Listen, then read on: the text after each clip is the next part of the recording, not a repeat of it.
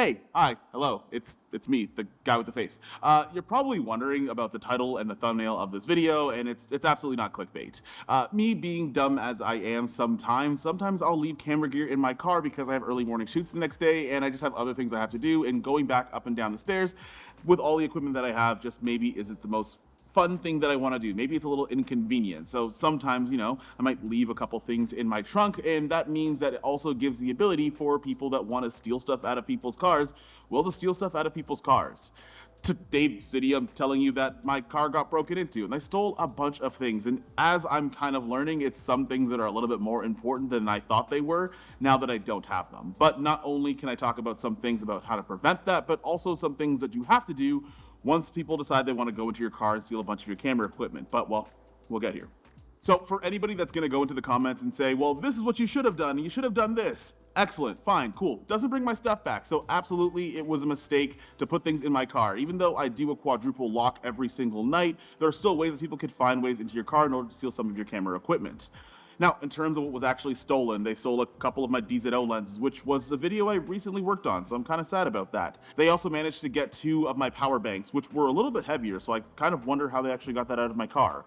My NAND lights also got stolen as well, so I don't actively have any key lights that I actually own, and as well as my tripod, which honestly, you actually could keep that one. I actually don't like that tripod at all, so you kind of did me a favor.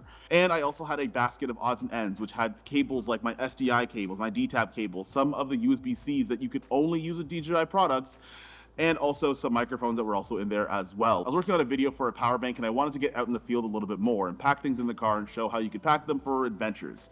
Obviously, one of the adventures now is trying to buy back all my stuff. Now, one thing that I will give to you, one piece of wisdom that I would impart on you guys is regardless of what ends up getting stolen, regardless of the camera equipment you have, you want to make sure you have gear insurance. The hard part with working with insurance is sometimes it takes a long time for you to actually get the money back. Your premium goes up, and as well as you pay a deductible based on your insurance plan. Now, I'm weighing out a couple of options. I could pay the deductible, I could let my insurance skyrocket, and I could kind of just deal with it at the case, and I could kind of just deal with it and rationalize it as it's just a business expense, which it would be at the end of the day. But the dollar amount value based on the long-term increase of some of those insurance costs, it's pretty close, and I don't know if it's exactly worth doing. At the bare minimum, it's going to be a hassle. Now, I am going to go through my insurance. Filing a police report is always something you want to do, especially when somebody decides to lift some stuff out of your car that have monetary value.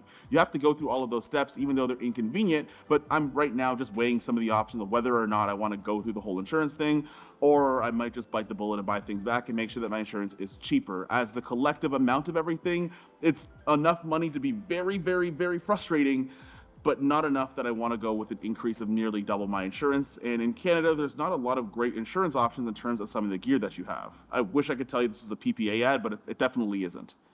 Now, there are some other things that you can do in terms of making sure you prevent certain things. For one, just prevent your car from getting broken into at all, is make sure you do a lock check every single night. And also, as inconvenient as it is, take all of your stuff out, because even if you leave something as small as a light stand, it might give somebody the incentive to find out what's in the rest of your car. And that's where you might have problems that arise and somebody completely empties out your trunk.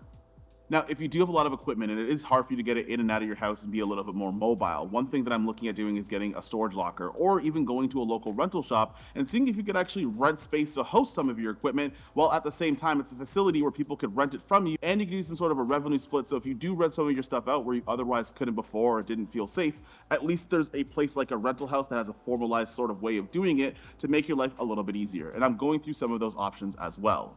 Now, this video is going to be pretty short, and going forward, what am I going to do next? Well, for one, I'm probably not going to leave any camera equipment in the car. Thankfully, a lot of these things were from my personal kit, and there weren't anything that I was borrowing from brands for different videos, except for that power bank, which you're going to see that power bank video, and it's not going to be the greatest in the world because it got cut short because someone decided to steal it. So there's a couple shots that might be missing, but overall, still a useful item. It's going to be really cool. Also, that's a spoiler alert for a future video. Another thing that I'm going to do is look at different situations in terms of a rental solution. Maybe leaving my stuff at a rental house so it's easier to stop by when I need stuff and kind of rent things out and make money when I don't. I've done that with a couple of cameras, but some of the other stuff in my kit I've just kind of kept on me. But at the end of the day, if I want to keep things secure and I don't have enough room to put it in my house, I should probably do that as well. And last but not least, well, I'm going to continue to have insurance, although it expires in March. But one thing I can recommend for you guys is make sure that you have your gear insured. If something like this happens to you, file a police report, contact your insurance company, and then that way you can weigh out some of your options in terms of finding out if it's financially feasible to actually go through your insurance and get things replaced. Or unfortunately, my position, which may happen, is I might just have to bite the bullet because there's not a lot of great options. But we'll find out as things go on, and I'll probably update you guys as it go. Now, that being said, this is a precursor to say there's a couple things that are going to be in videos that might be missing from shots, different cables, and if you see a couple sponsored videos, mind your business. I'm trying to recoup my losses. That being said, stay safe, protect your gear. I hope you guys enjoy other videos on this channel because I kind of didn't enjoy making this video, but the YouTube algorithm thinks you should watch this one because it's probably going to be a lot more fun. Peace.